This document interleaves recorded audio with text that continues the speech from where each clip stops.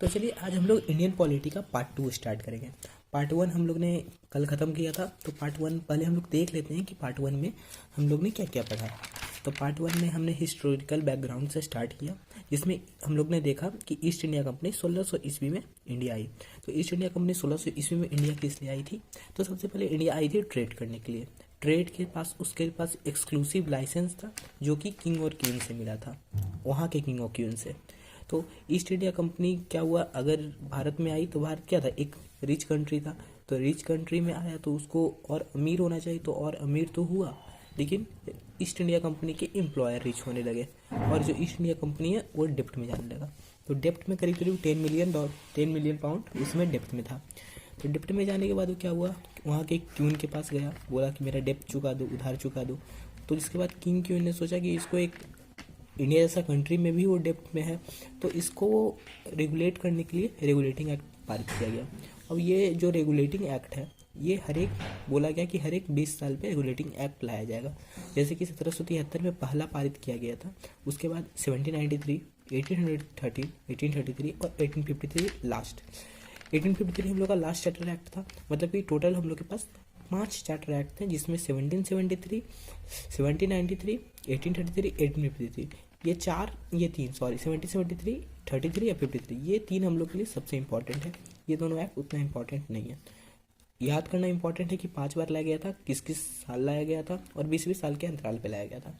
पहला जो क्या फर्स्ट था, रेगुलेटरी एक्ट ऑफ 1773, इसको मैंने पूरा डिस्कस पिछले लेक्चर में किया था। फिर 1833 का भी डिस्कशन कर दिया था। उसके बाद आज हम लोग डिस्कस करेंगे एक्ट ऑफ 1853, जो कि हम लोग ने पिछले क्लास में जहाँ पे छोड़ा था। तो 1853 से स्टार्ट करते हैं, आज पार्ट 2 है। तो 1853 में क्या हुआ था, तो सबसे पहले जानते हैं कि 1853 से पहले क्या हो रहा था। तो 1853 से पहले क्या था, इंडिया में कॉन्टिनेंटल सिविल सर्विस थी। तो पहले दो तरह से सिविल सर्विस थे, एक हाई रैंक के थे और एक लो रैंक के थे।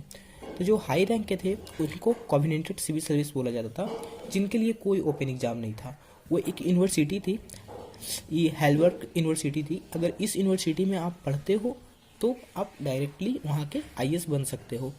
लेकिन जो 1853 का जो एक्ट आया, उसने क्या किया, कॉन्टिनेंटल सिविल सर्विस को ओपन एग्जामिनेशन कर दिया। और ये किसने किया, तो ये लॉर्ड मैकेले ने किया। क्योंकि क्या हो रहा था ना कि वहाँ से ब्रिटिश अपना कानून पारित कर रहा था, कानून पे कानून पारित कर रहा था, उतना रेगुलेटिंग एक्ट वगैरह सब कुछ आ गया था, लेकिन इंडिया को ईस्ट इंडिया कंपनी पे कंट्रोल नहीं कर पा रहा था। इसी मेन रीजन था कॉन्टिनेंटल सिविल सर्विस। इसमें क्या था, जो भी आईएएस नियुक्त होते थे वो था बोर्ड ऑफ, पिछले क्लास में मैंने पढ़ा था, वो था कोर्ट ऑफ डायरेक्टर के हाथ में था। और कोर्ट ऑफ डायरेक्टर क्या था, court of director commercial decision लेता था और ईस्ट इंडिया के अधीन था। तो इसलिए हमेशा जो सिविल सर्विस नियुक्त होता था वो ईस्ट इंडिया कंपनी के फेवर में ही रहता था। इसलिए ईस्ट इंडिया कंपनी पे कंट्रोल नहीं हो रहा था। तो उसने क्या किया, लॉर्ड मैकेले ने उसी को हटा दिया, ओपन एग्जामिनेशन कर दिया। इसके बाद क्या हुआ कि ईस्ट इंडिया कंपनी का पावर पूरी तरह से खत्म हो गया। जब पूरी तरह से खत्म होने के बाद इसीलिए इस एक्ट को लास्ट चार्टर एक्ट कहा गया। अब पावर ही खत्म हो गया तो रेगुलेट किसको करेगा, किसी को नहीं, तो इसलिए इसको लास्ट चार्टर एक्ट भी कहा गया। Because there is no need of East India Company, East India Company की कोई नीड ही नहीं थी।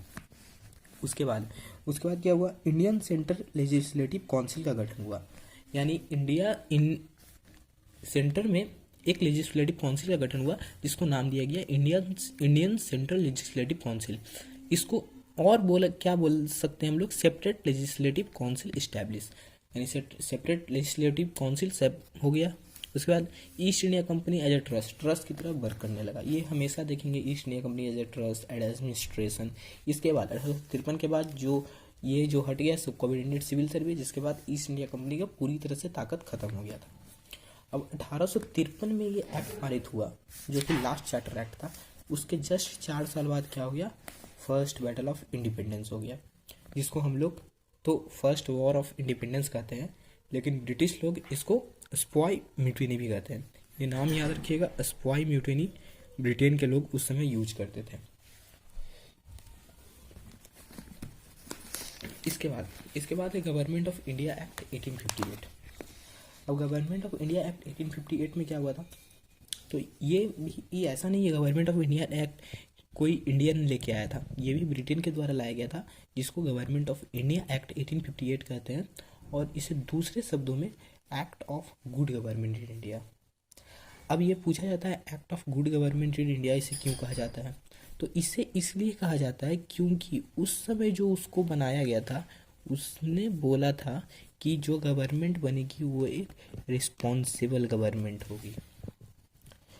तो इसमें सबसे पहले क्या हुआ था, हम लोग ने पढ़ा था कि बंगाल के गवर्नर जनरल थे, बंगाल के जो भी गवर्नर जनरल थे उनको इंडिया का गवर्नर जनरल बना दिया था, गवर्नर जनरल ऑफ इंडिया। तो उस गवर्नर को हटा के वाइसरॉय कर दिया गया। 1858 में गवर्नर को हटा के वाइसरॉय कर दिया गया। अब वाइसरॉय क्या थे, डायरेक्ट रिप्रेजेंटेटिव ऑफ क्राउन के डायरेक्ट रिप्रेजेंटेटिव थे। रिस्पॉन्सिबल गवर्नमेंट पहले ही बता दिए थे, रिस्पॉन्सिबल गवर्नमेंट आगे देखते हैं क्या है। Council of India in London, अब इंडिया का एक काउंसिल होगा लंदन में, और लंदन में होगा तो उसमें क्या होंगे 15 मेंबर की एक कमेटी थी, उसको हेड कौन किया था, कैबिनेट मिनिस्टर। अब था कि रिस्पॉन्सिबल गवर्नमेंट किसको कहते हैं, बोल तो दिए गुड गवर्नमेंट इन इंडिया, और गुड गवर्नमेंट कैसे बनेगा रिस्पॉन्सिबल गवर्नमेंट से, रिस्पॉन्सिबल कैसे होगा। तो ये क्या था, जैसे कि कोई भी राज्य का XYZ कोई भी राज्य का वो उसका कोई प्रॉब्लम वाइसरॉय को बताएगा, वाइसरॉय सेक्रेटरी को बताएगा, सेक्रेटरी पार्लियामेंट को बताएगा। इस तरह से एक चेन टाइप का स्ट्रक्चर बन गया था, इसलिए इसको गुड गवर्नमेंट इन इंडिया कहते हैं। लेकिन उतना सही था भी नहीं, सिर्फ ये पेपर वर्क था। उसके बाद उसमें प्रोक्लेमिनेशन भी, एक प्रोक्लेमिनेशन हुआ था 1858 में ही, नवंबर 1858 में HMG का, जिसको हर माइजेस्टी गवर्नमेंट का इंडिया में बोलना शुरू हो गया था। तो क्या क्या हो गया था, इसमें बहुत चीज़ हो गया था। इसमें गवर्नर, सबसे पहले तो कुछ नहीं, गवर्नर को हटा के वाइसरॉय कर दिया गया, रिस्पॉन्सिबल गवर्नमेंट बनाया गया जिसके कारण act of good government India भी कहते हैं। इंडिया का काउंसिल लंदन में बनाया गया, जिसको 15 मेंबर की कमेटी को नियुक्त किया गया, जिसको कैबिनेट में से हेड कर देते हैं। उसके बाद ये चेन टाइप का स्ट्रक्चर था, जिसको हम लोग देख के बोल सकते हैं कि हाँ गुड गवर्नमेंट है। उसके बाद एक प्रोक्लेमिनेशन हुआ जो कि हर माइजेस्टी इंडिया में आ गया। उसके बाद लॉर्ड कैनिंग का इंडिया में आना। अब लॉर्ड कैनिंग इंडिया में आके क्या करते हैं, लॉर्ड कैनिंग बोलते हैं ना, अगर इंडिया पे रूल करना है तो इंडियंस को इन्वॉल्व करो, जब तक इंडियंस को इन्वॉल्व नहीं करोगे इंडियन पे रूल नहीं कर पाओगे। तो उन्होंने ही, लॉर्ड कैनिंग ने ही कहा गेट इंडियंस इन्वॉल्व, इंडियंस को इन्वॉल्व करो। तो इंडियन को इन्वॉल्व करने के लिए इंडियन काउंसिल एक्ट पारित किया गया, और ये 3 काउंसिल एक्ट थे, 61, 92, 1909। ये 3 काउंसिल एक्ट थे, यही 3 काउंसिल एक्ट हम लोग को पढ़ना है, इसको छोड़ के कुछ नहीं पढ़ना है। तो 3 काउंसिल एक्ट पढ़ लेते हैं क्या क्या है। इंडियन काउंसिल एक्ट 1861 में क्या किया गया, Indian are allotted at non official member, India को लेजिस्लेटिव काउंसिल में नॉन ऑफिशियल मेंबर की तरह नियुक्त किया गया। इसमें 3 आदमी को नियुक्त किया गया, जिसमें 3 में पहले थे Raja of Banaras, Maharaja of Patiala, sir Tinkar Roy. ये तीनों को as a non official member legislative assembly में नियुक्त किया गया। उसके बाद क्या हुआ, power is being transferred to the Bengal to the other provision, so decentralization start. अब हम लोग ने पढ़ा था, किसमें पढ़ा था मैं बताता हूँ, आप लोग को पढ़ाया था मैंने, ये हम लोग ने पढ़ा था रेगुलेटिंग एक्ट 1773 में क्या हुआ था कि जो ये मेरा प्रोविंसेस था, ये था मद्रास, ये था बॉम्बे, मद्रास, कलकत्ता। ये लोग क्या किए थे, अपना अपना पावर ट्रांसफ़र करना शुरू कर दिए थे, लेजिस्लेटिव पावर ट्रांसफ़र करना कोलकाता को देना शुरू किए थे, जिसके कारण गवर्नर जनरल ऑफ कोलकाता इन्हें कहा गया। उसके बाद जब पूरी तरह से दे दिए थे तब इन्हें गवर्नर जनरल ऑफ इंडिया कहा गया।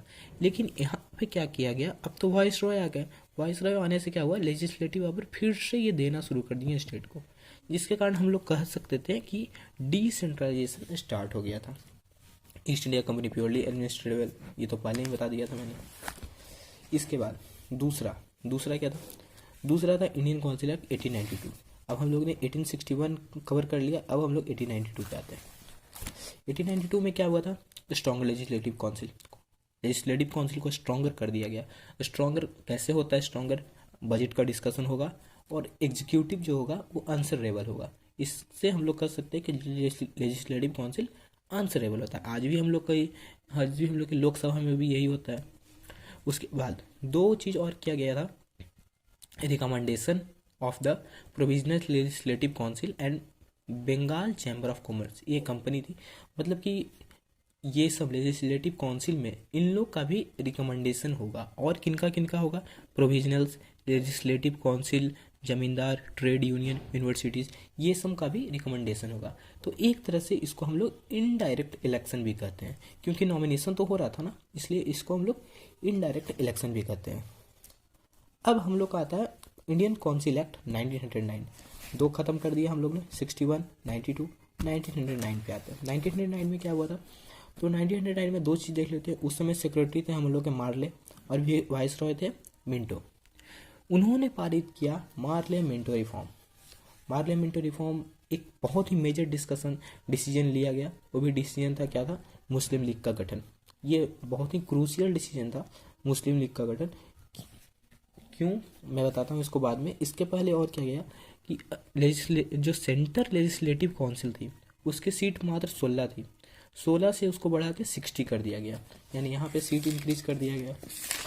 उसके बाद जो प्रोविजनल लेजिस्लेटिव काउंसिल थी, इनकी भी सीट को बढ़ा दिया गया। एक सेपरेट इलेक्टोरेट हो गया और कॉमन इलेक्टोरेट हो गया। ये सब याद कर लीजिए सिर्फ। अब देखिए मुस्लिम लीग का गठन कैसे एक बहुत ही मेजर रिफॉर्म था, क्योंकि मुस्लिम लीग जो कि था वो फाउंडेशन था डिवाइड एंड रूल का। ब्रिटिश चाहती थे डिवाइड एंड रूल करना, उनका डिवाइड एंड रूल करने का पॉलिसी यहीं से शुरू हुआ था। इसको कब से शुरू हुआ? 1909 का जो मार्ले मिंटो रिफॉर्म आया था, वहीं से डिवाइड एंड रूल का पॉलिसी शुरू हुआ था। कैसे? क्योंकि जो मुस्लिम लीग का गठन हुआ उससे हिंदू मुस्लिम में थोड़ा सा भेदभाव आने लगा, जिसके कारण इसको डिवाइड एंड रूल पॉलिसी भी कह सकते हैं। इसके बाद 1909 के जस्ट बाद क्या होता है? महात्मा गांधी साउथ अफ्रीका से इंडिया आ जाते हैं। अब महात्मा गांधी को फादर ऑफ द नेशन भी कहते हैं। फादर ऑफ द नेशन क्यों कहते हैं? क्यों? इनके आने से क्या रिफॉर्म आया महात्मा गांधी को? क्यों आज आप लोग हर नोट पे महात्मा गांधी को देखते हैं?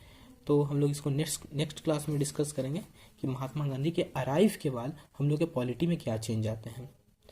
तो नेक्स्ट पार्ट 3 में हम लोग देखेंगे। 1, 2, 3 में नेक्स्ट पार्ट भी आ जाएगा। अगर वीडियो अच्छा लगा हो तो दोस्त को फॉरवर्ड कीजिएगा, और मैं पूरी पॉलिटी कोशिश करूँगा जल्दी कहानी के माध्यम से आप लोग को पूरी पॉलिटी समझा दूँ। Thank you.